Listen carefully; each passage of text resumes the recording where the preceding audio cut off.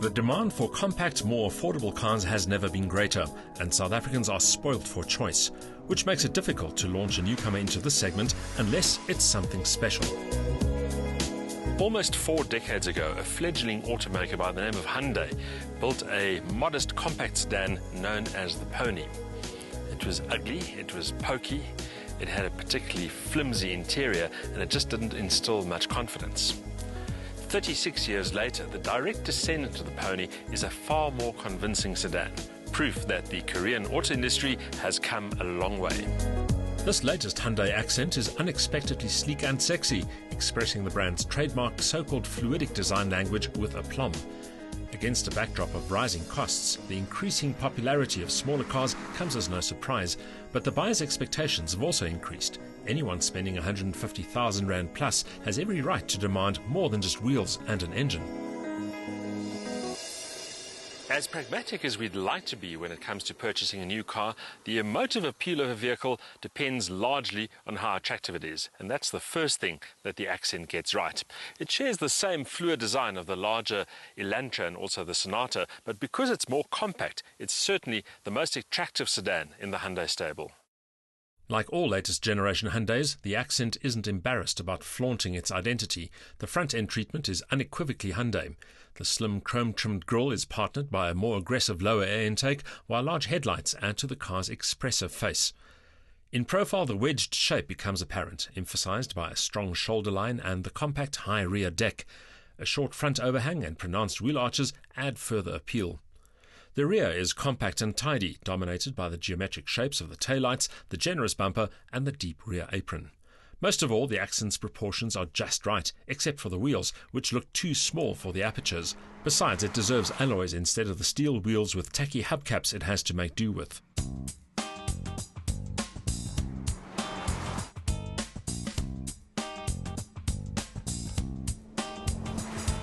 Most buyers, however, will spend more time inside the cockpit than outside the car, which means that interior execution plays a vital role in determining product perception. The interior execution of the new Accent is as attractive as the exterior styling. Given that this car competes in the subcompact category, it's surprisingly spacious and airy, and the combination of colors, textures and finishes creates a smart ambiance. On closer inspection, some of that beauty is just skin deep, however. The velour upholstery passes muster readily enough, but the textured plastic used for the dashboard surfaces remains hard to touch, and the fake aluminium accents don't convince either. That said, the sculpted door panels cleverly create more space, and the sweeping dashboard's contours are pleasing on the eye. Ergonomics are good too, with a decent driving position, good overall visibility, and plenty of adjustment scope.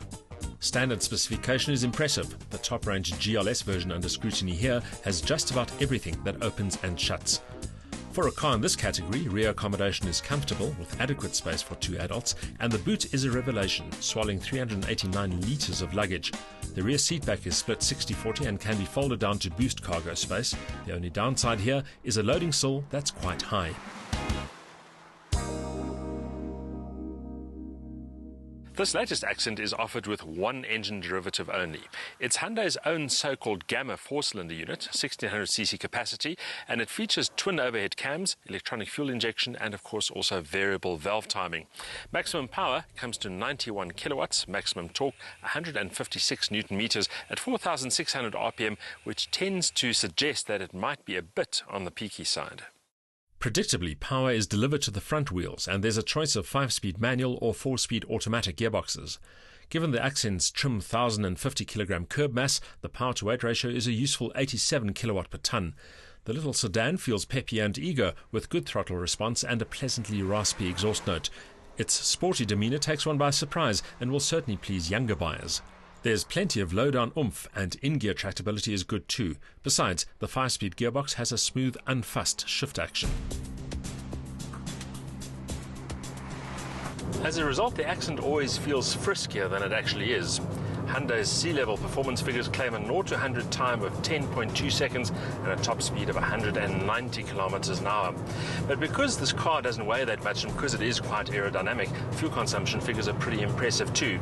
You're looking at the low 6 litre per 100 mark for the combined cycle, and on the open road you can see low 5s. Pretty impressive stuff. Frankly, those claims are a little off the mark for those of us who enjoy driving a peppy car like the Accent with some enthusiasm, but even then, an average figure of 7 litres is entirely feasible. The Hyundai's straight-line urge is coupled to decent road manners and good braking. The ride is smooth and there's a good rapport between car and driver. We've said it before, Korean automakers have come a long way, and this latest Accent is another convincing example. It's also proof that excellence and affordability don't have to be mutually exclusive. What you end up with is a really good and very compelling compact sedan. But perhaps the Accent's greatest achievement is that it isn't just a car that's a good buy in rational terms. It's attractive on an emotive level too, which is why its rivals from Japan and Europe must be quaking in their boots. A lively engine, low curb mass and slick gearbox allow surprisingly pleasing dynamics, while keen styling also adds to the appeal. The result is a budget car that's easy on the eye, but some interior finishes lack finesse, and the Accent deserves bigger wheels.